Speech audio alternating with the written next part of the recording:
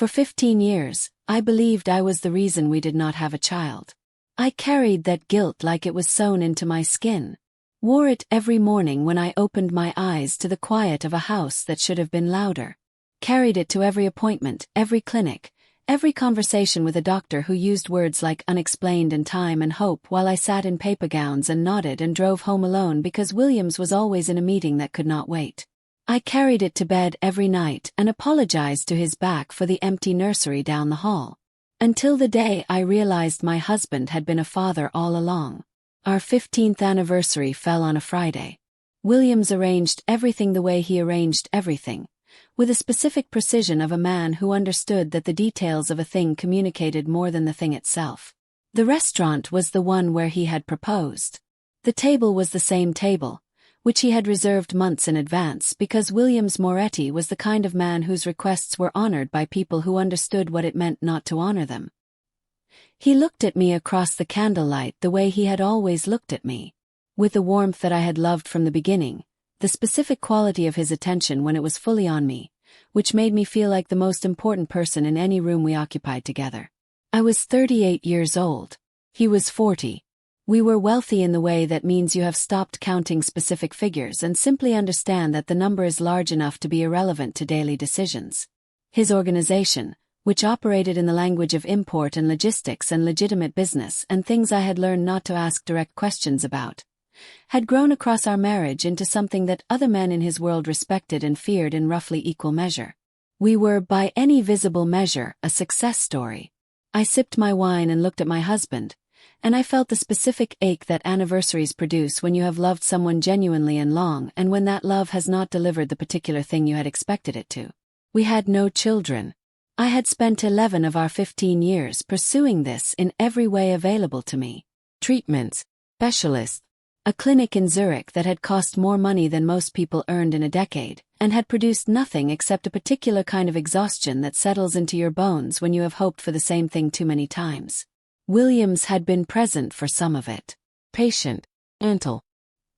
He had held my hand in waiting rooms and said the right things and kissed my forehead when the results came back wrong again. "You are enough," he always said. "You have always been enough." I believed him.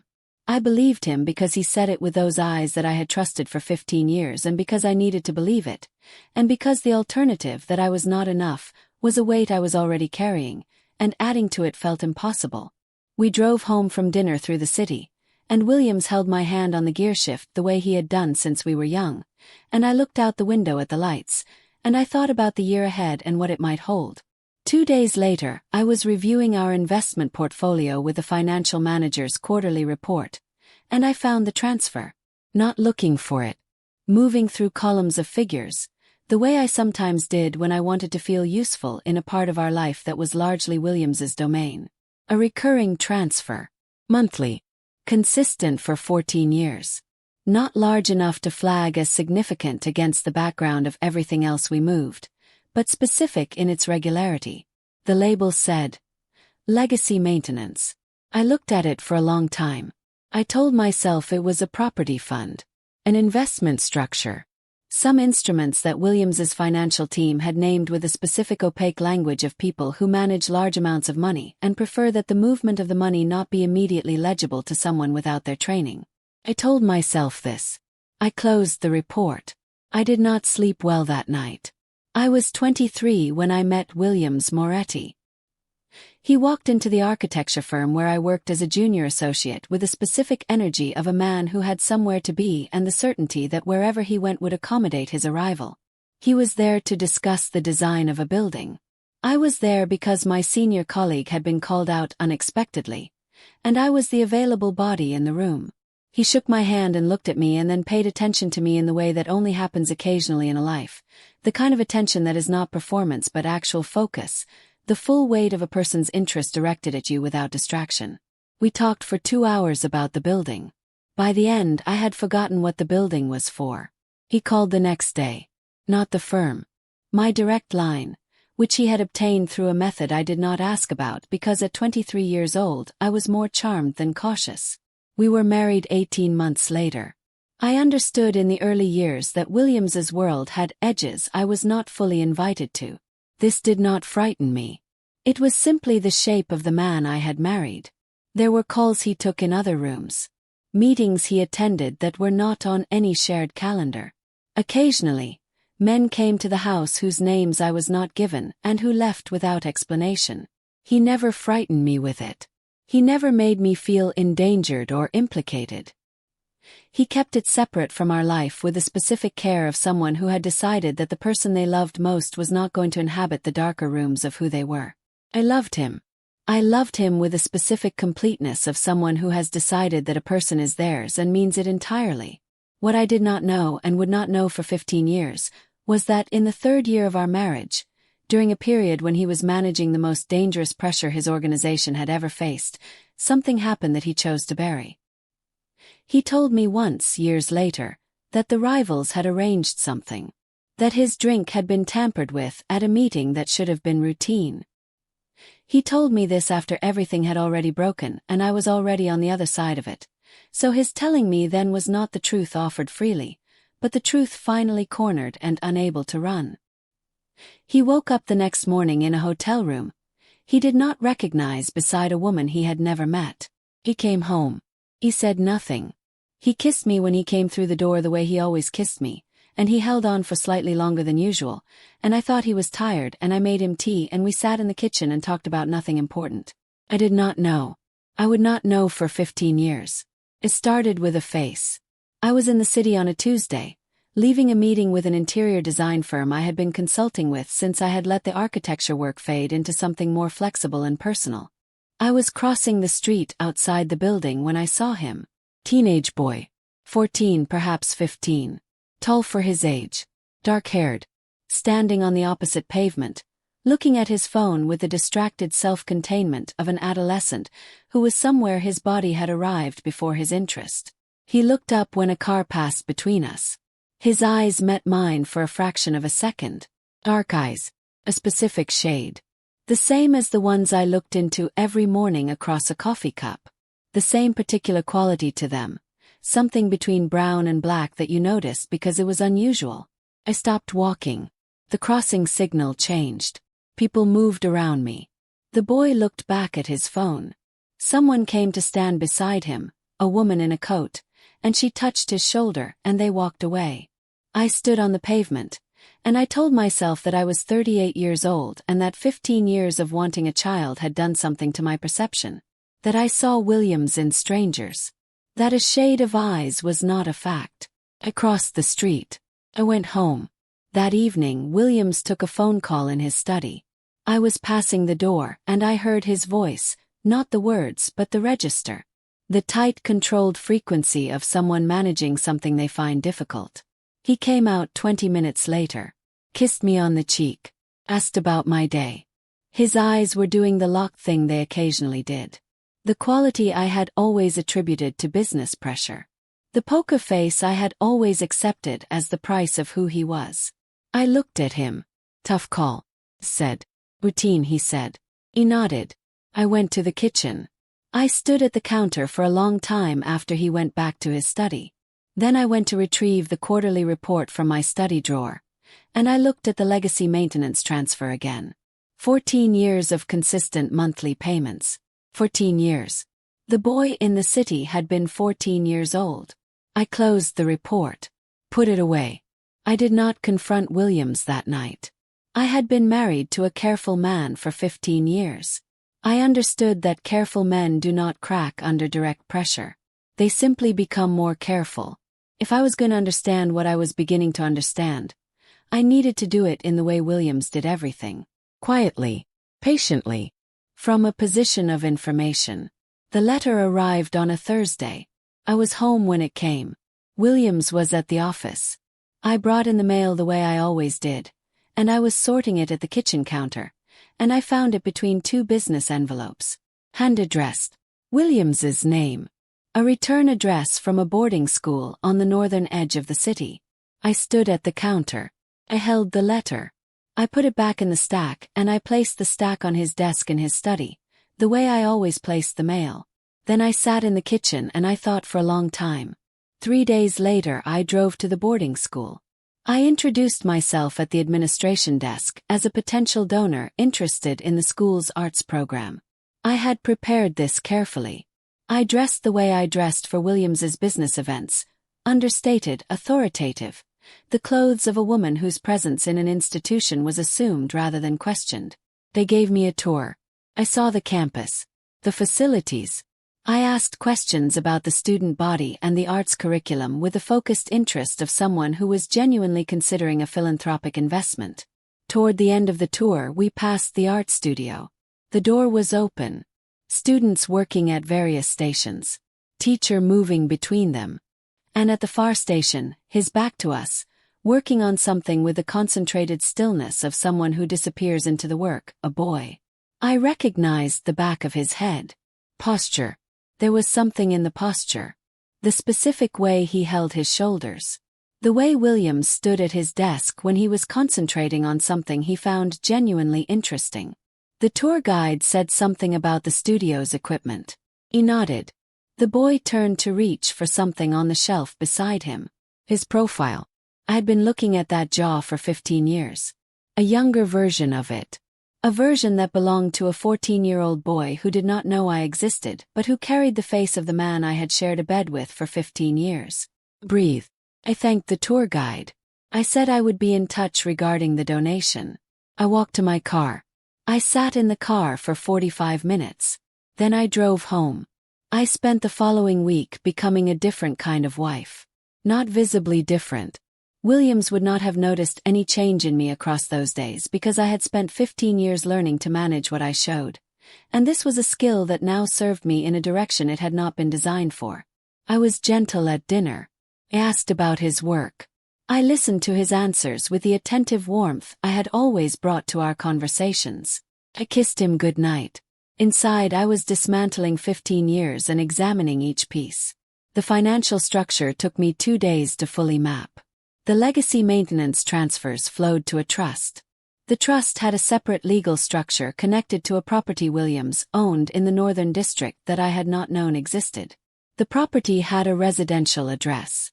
A school enrollment registered to that address.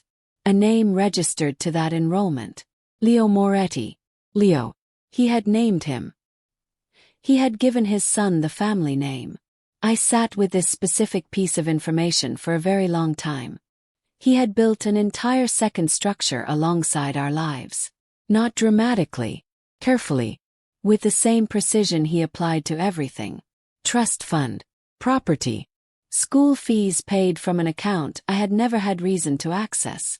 Legal documentation that would have required considerable effort to find, unless you were looking with a specific intention. He had not hidden it carelessly. He had hidden it with love. That was the part that I turned over repeatedly in those days. He had not maintained this from indifference, or from the cold administrative distance of someone managing an obligation. The property was a good one. The school was exceptional. The trust was generous enough to ensure the boy's security beyond childhood. He had cared for this child. Quietly. From a distance that I now understood had been maintained precisely because of me. He had decided that the lie was the kindest version of the truth. He had carried it for 15 years. And I had spent 15 years apologizing to his back for the empty nursery. Blaming the body he shared a bed with. Sitting in paper gowns in specialist offices. Trying to fix the thing I believed was broken in me. While across the city, his son was growing up with his name and his eyes and his jaw. Williams came home on a Friday with a bottle of wine and the specific brightness he carried when something in his world had resolved well. "We are safe now," he said. He poured 2 glasses. "The situation with the Aldrin Group has been resolved. We do not need to worry about that anymore." I took my glass. Smiled. "That is good news," I said. I looked at my husband across the kitchen counter. He looked back at me with those eyes. He did not know that I knew. I looked at him and I thought, how long did you plan to carry this? We attended a dinner the following week. One of those events that Williams's world required periodically. A gathering of the kind of people who used words like legacy and institution, and who understood that the wealth in the room was attached to things that did not always appear in annual reports. I wore the dress Williams liked. The deep blue one. He had chosen it for me years ago and said it was the color of the sea before a storm, which was the kind of thing he said occasionally that reminded me why I had fallen completely for him at 23. He was attentive all evening. His hand at the small of my back. His voice including me in conversations with the natural ease of a man who had always genuinely wanted his wife beside him. I watched him perform the devoted husband, and I understood for the first time that it was not a performance. He loved me. He had loved me for 15 years with complete sincerity. And he had still built a life I did not know existed 12 miles from the house we shared. I held my fork, and I listened to a woman across the table discuss her grandchildren, and I thought about the specific cruelty of loving someone truly and still choosing a lie over their right to know their own life. I looked at Williams. He caught me looking and smiled. The private smile he saved for moments when we were in company, and his eyes were saying something his voice could not. Smiled back. Then I said, "Williams, do you ever wonder who Leo is?" I said it quietly, conversationally, in the register of someone mentioning something mild between two people who know each other well. The change in him happened internally. I saw it only because I had been watching him with new eyes for 2 weeks. The specific micro-stillness of a person whose blood has just run cold. His hand on the wine glass did not tighten. His expression did not alter for anyone watching us from across the table. But his eyes shattered. He came to find me that night. I was in our bedroom. I had not gone to bed. I was sitting in the chair by the window that I used for reading, with no book, watching the garden below and the city beyond it. He came in. He did not turn on the light. He sat on the edge of the bed across from me. We sat in the dark for a long time without speaking. Then he said, "How long have you known?" "Long enough," I said. He was quiet. "I am going to explain." "I do not need you to explain," I said. "I understand what happened. I found the documents. I understand the timeline." I looked at him across the dark room. "I even understand the choice you made. I do not agree with it, but I understand the shape of it. I did it to protect you," he said. His voice carried the specific weight of someone saying something true that has become insufficient through repetition inside their own head. "You had already been through so much. The treatments, the grief. You could not tell me the truth," I said.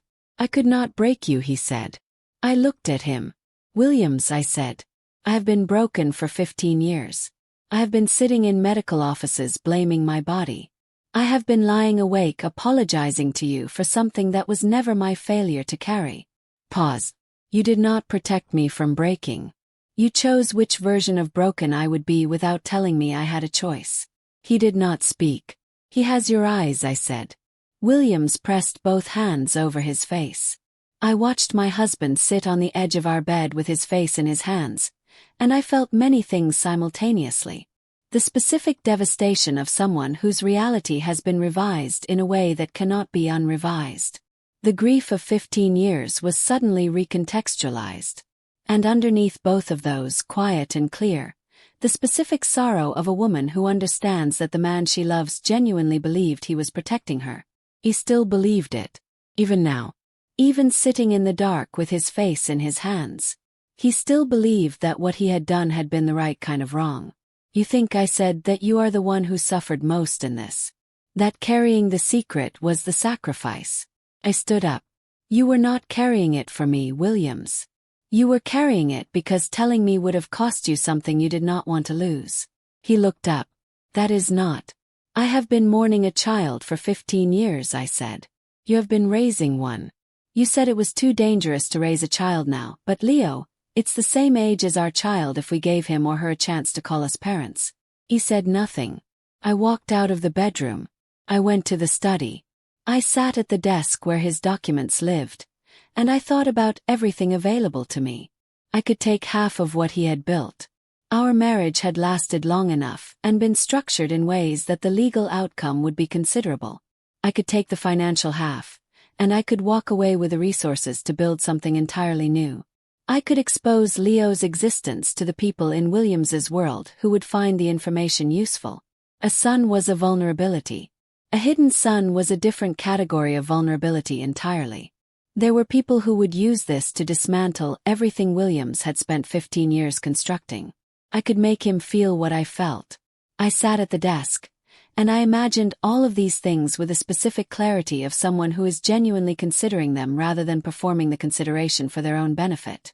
Then I sat with what was left after the imagining. Boy, Leo, 14 years old in a boarding school with his father's name and his father's eyes, who had nothing to do with the choice that had been made before he existed and who would carry the consequences of whatever I did next, regardless of what he deserved. I thought about Williams. About the man who kissed my forehead and said I was enough. About the tea in the kitchen, the hand on the gear shift, and the blue dress he chose because it was the color of the sea before a storm. About 15 years of being loved by someone who chose the lie over my right to know my own life and believed, genuinely believed, he was doing it for me. I thought about what revenge would give me. I thought about what walking away would take. Then I thought about what staying would cost. I opened the wardrobe in the dressing room. I did not take the things Petra had sourced with Williams's aesthetic. I did not take the jewelry or the good coats or the dresses from the restaurants and the events and the life we had built together. I took what I had owned at 23. The small things from the back of the wardrobe that I had kept without understanding why. The cardigan with the worn elbow, the plain watch, the flat shoes that had walked every ordinary mile of the version of myself that existed before I became Williams Moretti's wife. Packed a single bag. I carried it to the hallway. I stood for a moment in the entrance of the house. Then I went to the nursery. The door had been closed for years. Not locked.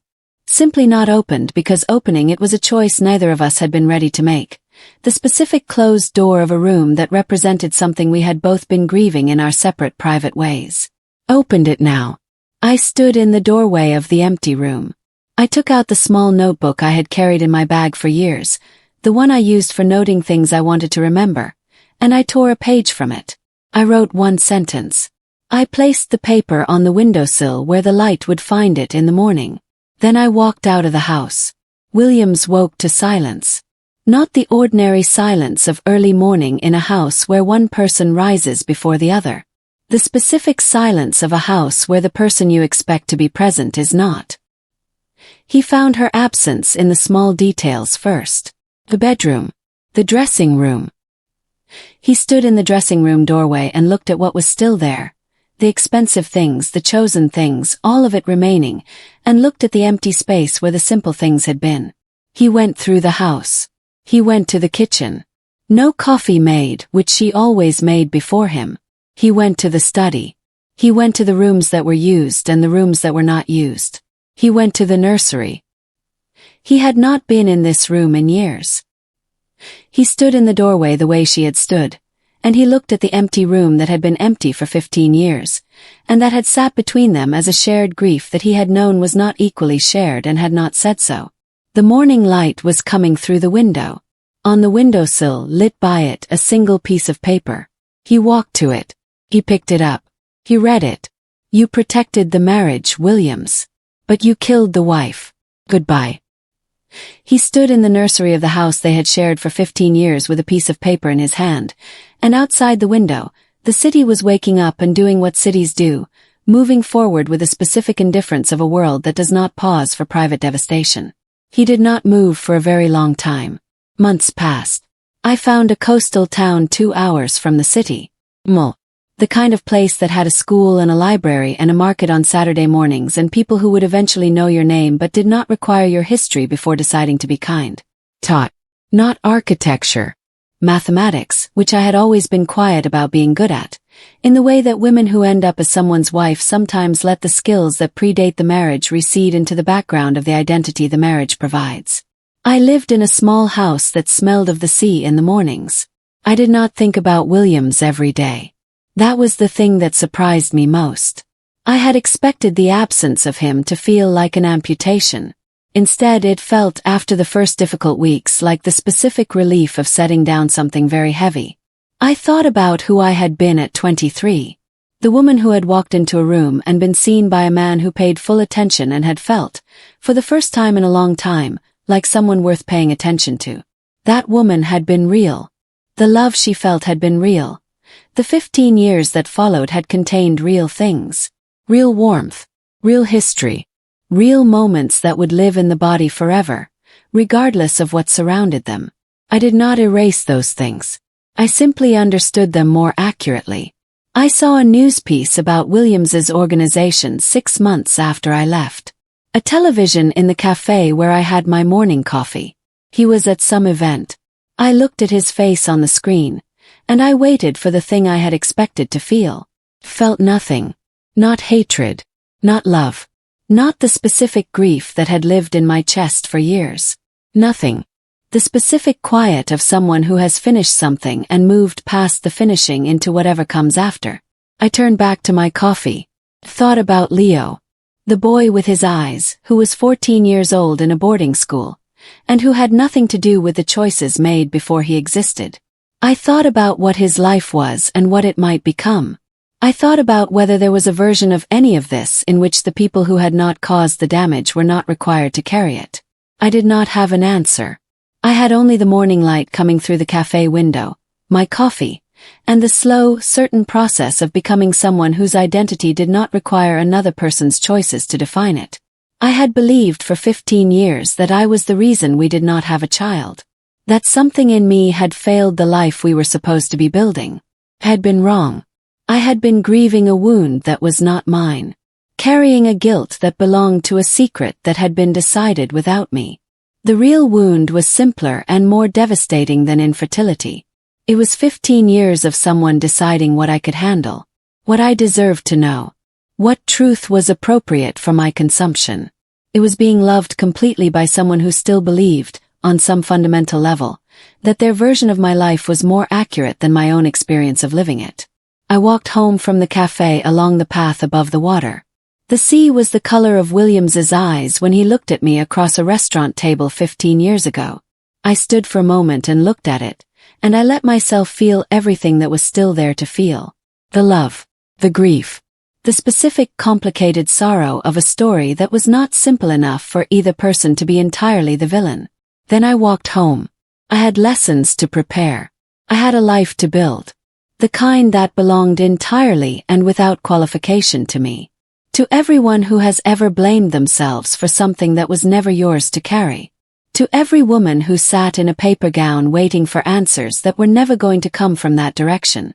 To every person who has discovered that the person they trusted most had been deciding their reality for them. Your grief was real. Your love was real. And you deserve a life that tells you the truth. If this story reached you, please like, share, and leave a comment below. Tell us what stayed with you. Take care of yourselves. We will see you in the next story.